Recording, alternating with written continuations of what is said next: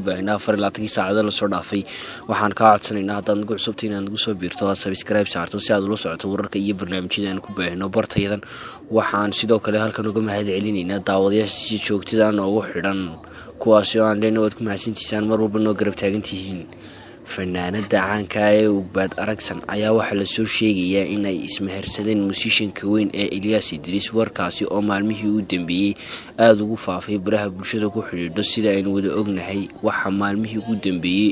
ay ku sugnayd fanaanadu wadanka Djibouti halkaasi oo saldhig u ah musicianka weyn ee Ilyas Idris Ugbaad Aragsan ayaa waxay xaajiyadiisa caanka ee Qamar Suugaani kaasi oo ay had iyo jeer bulshadu ku baratay inuu qaado heesa jacayl oo ku muujinayo heerka uu gaarsiisan yahay jacaylka uu qabo inkasta oo ay iyadu sidaasi si lamida la jisho jacayl soo jiitay indhaha dadka taageera fankooda waxa wararkii ugu dambeeyay ee bulshadu isla dhex maraysay ayaa ahaa inuu Ilyas mehersaday Ugbaad Aragsan